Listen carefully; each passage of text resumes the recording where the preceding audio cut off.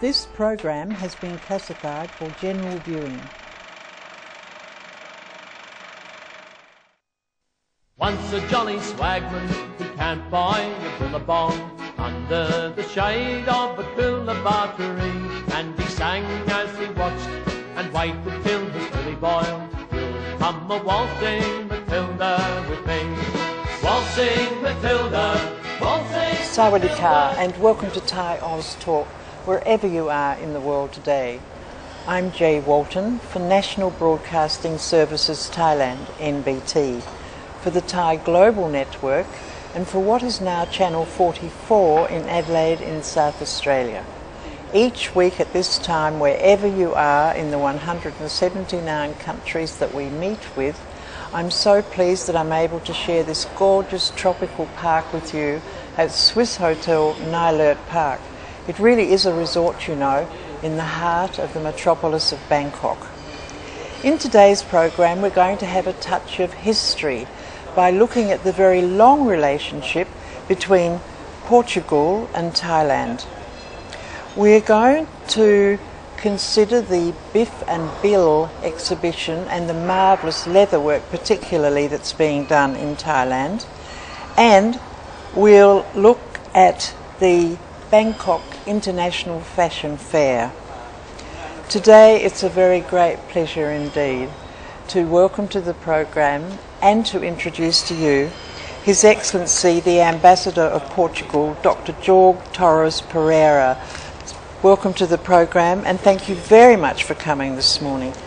This is a very special year in a very long relationship between your country and Thailand, isn't it? Yes, we are commemorating in 2011 a very round number, 500 years of diplomatic relations, state-to-state relations between Portugal and Thailand. This is your poster telling people very proudly. Well, this is the image, the graphic image we are using for all the events that we are planning to have this year. We are going to have reminders of this date practically every month with at least one event. The most significant ones, I think, will be a big exhibition in the National Museum of Bangkok, thanks to one of our major cultural institutions, the Carlos Gulbenkian Foundation. And we are going to have another big institution of Portugal involved, the Museum of Orient, an exhibition on masks of Asia in September. And we are going to have a very famous fado singer coming to Bangkok also. And we are going to have a slightly less eyebrow event with youth football. Oh, really? I think you say soccer in Australia. Yeah. I think they say soccer here too. And in August in the Bangkok National Stadium.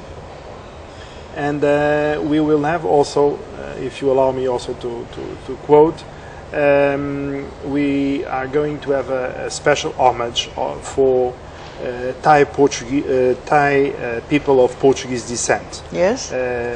You know there are a number of communities in Bangkok around the churches of Santa Cruz, Conceição and Rosario, and we are planning to do something that will underline these communities who have been here for centuries, literally. Your Excellency, there'll be a celebration in Portugal too, won't there, in Lisbon? Yes, the Thai government very kindly decided to build a Sala Thai in a very good place. We have chosen, we selected a very good place in front of the palace of our president, and we don't have a fixed date yet, but we are waiting that the inauguration of that Sala Thai will be done by Her Royal Highness Princess Siridon herself. What brought the first Portuguese people to Thailand? Well, in 1511, famous Portuguese statesman Afonso de Albuquerque took Malacca. Oh, And yes. he decided to immediately send an envoy to Ayutthaya, Malaysian-speaking Portuguese called Duarte Fernandes, to assure the king of Siam, of Ayutthaya, that we had no intentions of in any way being hostile to Siam. And the king of Siam was very pleased with that gesture, and that's when the clock starts to count, so to speak, for the 500 years. So very, very long relationship. It must be one of the longest. Well, from a Western country, it's definitely the oldest one, and the next European power to have come into contact with Thailand is almost 1 century later. Ambassador, you've had these very attractive bookmarks made. I'm sure people will be longing to have these because they're not only informative but decorative, aren't they? Well, this 500Y is, let's say, the image we would like to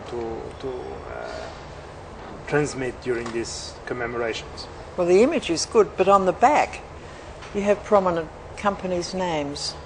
Well, this is the main cultural institutions in Portugal that one way or another are going to be associated with our events, and some Thai institutions too, including the Chulalongkorn University and the Department of Fine Arts of the Ministry of Culture.